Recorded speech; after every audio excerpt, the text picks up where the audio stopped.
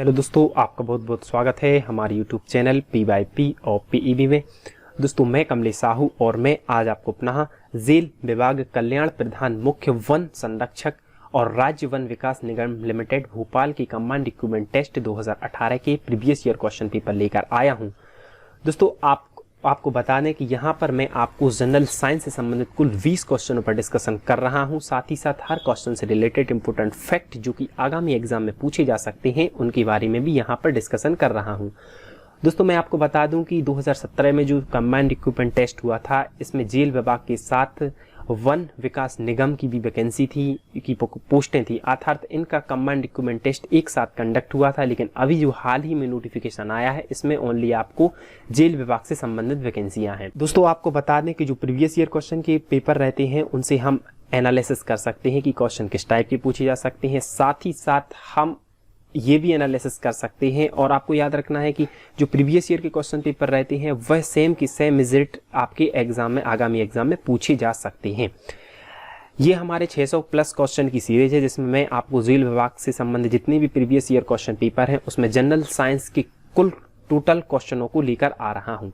चलिए आज के वीडियो को स्टार्ट करते हैं। और आज के वीडियो को स्टार्ट करने से पहले मेरी आपसे एक छोटी सी रिक्वेस्ट है कि आपको इस वीडियो की लिंक को अपने व्हाट्सएप ग्रुप में शेयर करना है। साथ ही साथ हमारे चैनल को आपको जरूर सब्सक्राइब करना है।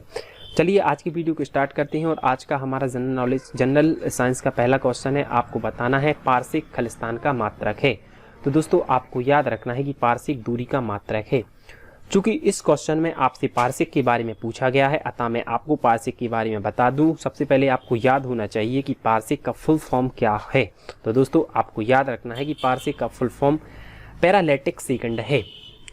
अगर आपसे पूछ लिया जाए कि पार्शिक का प्रयोग किसके लिए किया जाता है और 4 ऑप्शन दे दिए जाए, तो दोस्तों आपको याद रखना है कि पार्शिक का प्रयोग पृथ्वी से तारों के बीच की दूरी को ज्ञात करने के लिए किया जाता है। आपको याद रखना है कि एक पार्शिक की जो मैथमेटिकली वैल्यू रहती है, चूंकि यह एक दूरी का मात्रक है, अतः आपको याद रखना है कि एक पार्शिक इक्वल्स टू 3.08 × 10⁻16 मीटर होता है। मैं आपको पुनः बता दे रहा हूँ, एक पार्शिक इक्वल्स टू 3.08 × 10⁻16 मीटर होता है।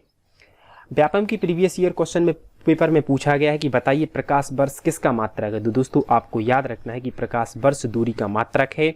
प्रकाश वर्ष हम किसे कहते हैं, तो दोस्तों आपको याद रखना है कि प्रकाश द्वारा एक वर्ष में चली गई दूरी को प्रकाश वर्ष कहते हैं। अब आपको याद रखना है एक प्रकाश वर्ष इक्वल्स टू 9.46 × 10⁻15 मीटर होता है। साथ ही साथ आपको याद रखना है कि प्रकाश की चाल 3 × 10⁸ मीटर पर सेकंड होती है।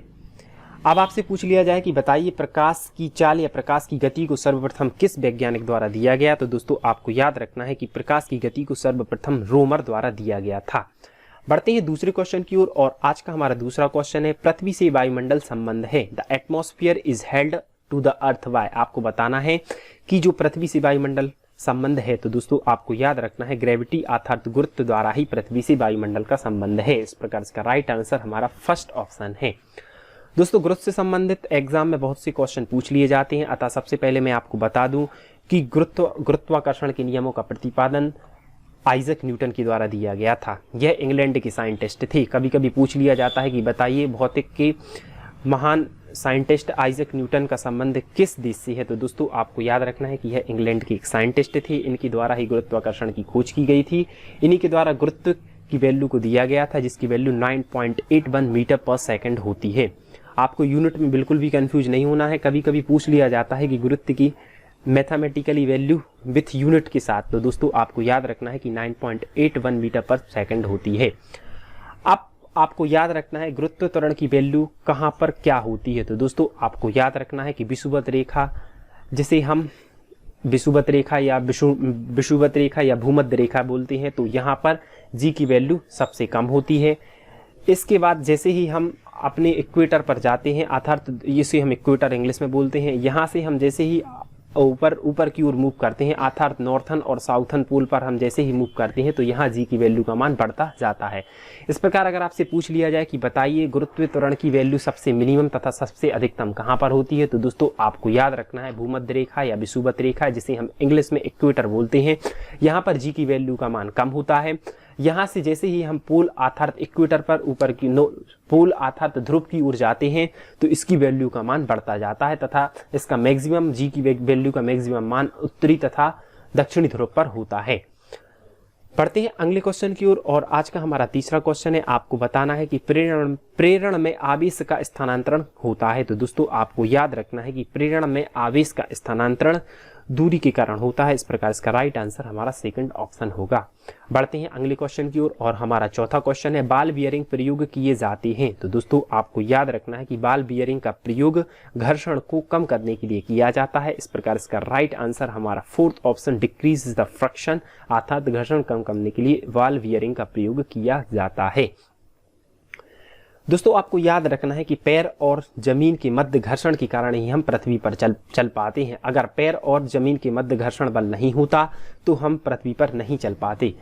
बढ़ते हैं अगले क्वेश्चन की ओर और हमारा अगला क्वेश्चन है, आपको बताना है देश में धन के सूचक के रूप में उपयोग किए जाने वाला तत्व कौन सा है। तो दोस्तों आपको याद रखना है कि पीत धातु अर्थात सोना इसका राइट आंसर है। तो आपको याद रखना है कि देश में धन के सूचक के रूप में प्रयोग किए जाने वाला तत्व सोना है। बढ़ते हैं अगले क्वेश्चन की ओर और हमारा छठवां क्वेश्चन है, नागफनी के कांटे किसका रूपांतरण है। तो दोस्तों आपको याद रखना है नागफनी जिसे हम इंग्लिश में कैक्टस बोलते हैं, तो यह एक प्रकार की पत्तियां अर्थात लीव्स कांटे के रूपांतरण का प्रकार है। बढ़ते हैं अगले क्वेश्चन की ओर और हमारा सातवां क्वेश्चन है, आपको बताना है टांका तार किसका मिश्र धातु है। तो दोस्तों आपको याद रखना है टांका की शॉर्टकट ट्रिक सीटी है, सी फॉर सीसा और टी फॉर टेन। इस प्रकार इसका राइट आंसर टांका तार सीटी अर्थात सीसा और टेन का मिश्रण है। इस प्रकार इसका राइट आंसर, सीसा को हम लेड बोलते हैं, साथ ही साथ टेन, तो इस प्रकार लेड और टेन इसका राइट आंसर होगा, जो कि एक प्रकार की मिश्र धातु है।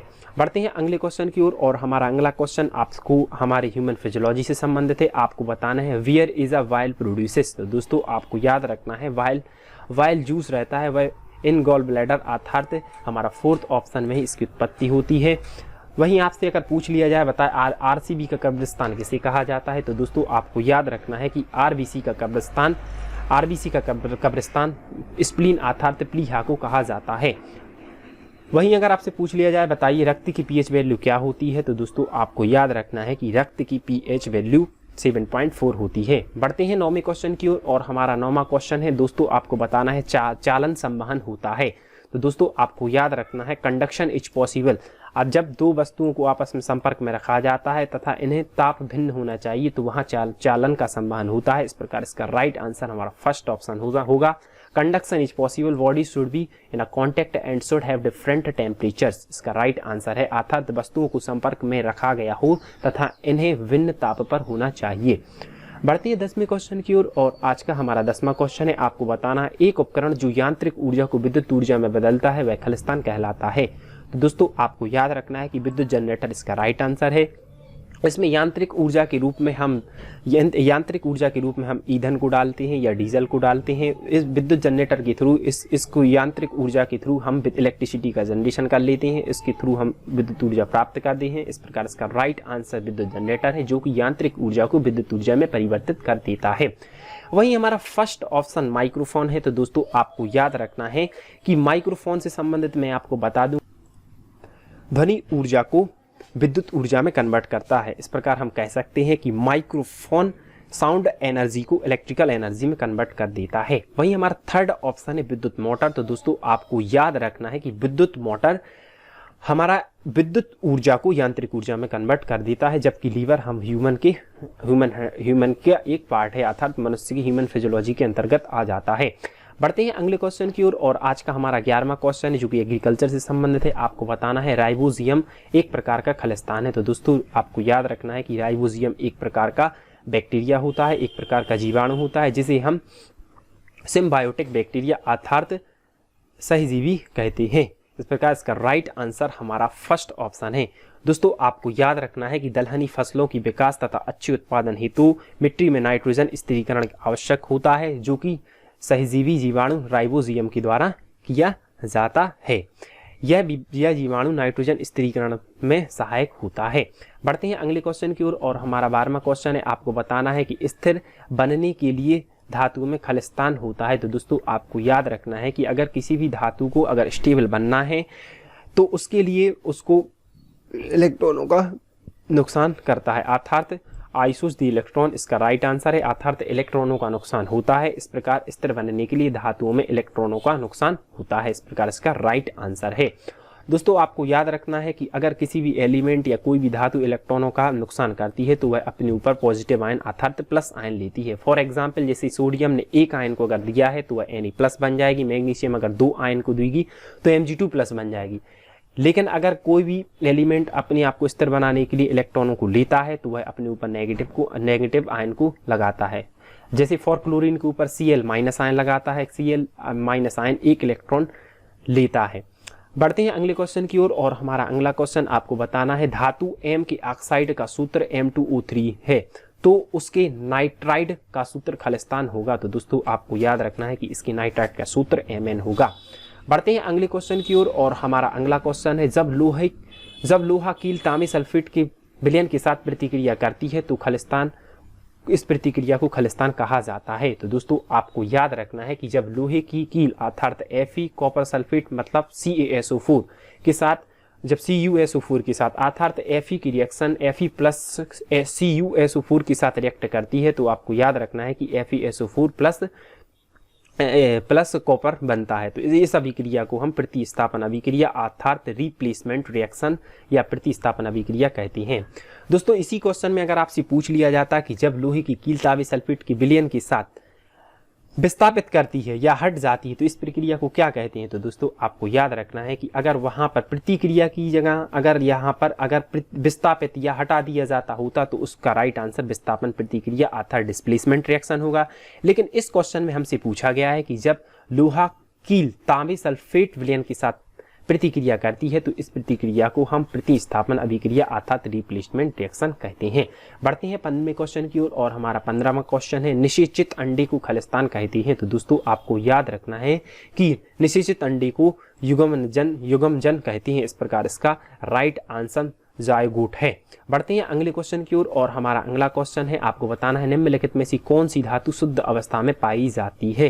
तो दोस्तों आपको याद रखना है कि शुद्ध अवस्था में गोल्ड अर्थात सोना पाया जाता है। इस प्रकार इसका राइट आंसर हमारा 4th ऑप्शन होगा। बढ़ते हैं अगले क्वेश्चन की ओर और हमारा अगला क्वेश्चन आपको बताना है निम्नलिखित में से कौन सा केवल आभासी प्रतिबिंब ही बनाता है। Which of these from virtual image only। तो दोस्तों आपको याद रखना है कि वर्चुअल इमेजेस ओनली हमारा हमेशा उत्तल दर्पण इसका राइट आंसर होगा अर्थात कॉन्वेक्स मिरर इसका राइट आंसर होगा। कॉन्वेक्स दर्पण ही अर्थात उत्तल दर्पण ही केवल आभासी प्रतिबिंब बनाता है।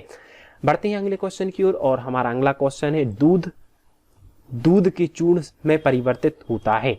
तो दोस्तों आपको याद बताना है कि milk is converted into milk powder by. तो दोस्तों आपको याद रखना है कि अगर हम डिहाइड्रेशन की प्रोसेस करें अर्थात जल निकासन की प्रक्रिया करें तो मिल्क में से हम पानी को हटाकर मिल्क पाउडर बना सकते हैं। इस प्रकार इसका राइट आंसर हमारा 2nd ऑप्शन डिहाइड्रेशन अर्थात जल निकासी होगा। इसी प्रक्रिया के थ्रू ही हम दूध के चूर्ण में अर्थात दूध पाउडर में परिवर्तन कर सकते हैं। बढ़ते हैं अगले क्वेश्चन की ओर और हमारा आज का 19वां क्वेश्चन है आपको बताना है वे जीव जिनमें केंद्रक तथा झिल्ली परिबद्ध कोशिकांग अनुपस्थित होते हैं उन्हें खालिस्तान कहा जाता है। तो दोस्तों आपको याद रखना है कि उनको हम प्रोकैरियोटिक बोलते हैं। प्रोकैरियोटिक में न्यूक्लियस अर्थात केंद्रक तथा झिल्ली नहीं होती है। अर्थात हम कह सकते हैं कि अगर केंद्रक तथा केंद्रक झिल्ली अगर अनुपस्थित हो तो उनको हम प्रोकैरियोटिक बोलते हैं। वहीं अगर केंद्रक तथा झिल्ली परिद्रव्य कोशिकांग उपस्थित हो तो उनको हम यूकैरियोटिक बोलते हैं। चूंकि यहाँ पर अनुपस्थित की बात की गई है अतः आपको याद रखना है कि जहाँ पर न्यूक्लियस एब्सेंस रहेगा तो उसे हम प्रोकैरियोटिक बोलते हैं। बढ़ते हैं अगले क्वेश्चन की ओर और आज का हमारा अंतिम क्वेश्चन है आपको बताना है कि आपके पास 2 कील हैं, एक तिरछी सिरे वाली तथा दूसरे भौथले सिरे वाली। आप दोनों पर एक समान बल लगाते हैं तो कील पहले कौन घुसेगी। तो दोस्तों आपको पता ही होगा कि जो शार्प वाली कील है वह पहले ही घुस जाएगी। तो इस प्रकार इसका राइट आंसर हमारा 2nd ऑप्शन होगा कील जिसका सिरा तीक्ष्ण नुकीला है अर्थात द नेल विथ पॉइंटेड इसका राइट आंसर होगा। दोस्तों इस प्रकार आज की हमारे जनरल नॉलेज की 20 क्वेश्चनों का डिस्कशन यहीं पर समाप्त होता है। मेरी आपसे रिक्वेस्ट है कि अगर आपको वीडियो अच्छा लगा है तो आपको चैनल को सब्सक्राइब करना है, वीडियो को लाइक जरूर करना है, साथ ही साथ इस वीडियो की लिंक को आपको व्हाट्सएप ग्रुप में शेयर करना है। मिलते हैं अगले वीडियो में, तब तक बने रहिए हमारे साथ। धन्यवाद। Thank you for watching my video.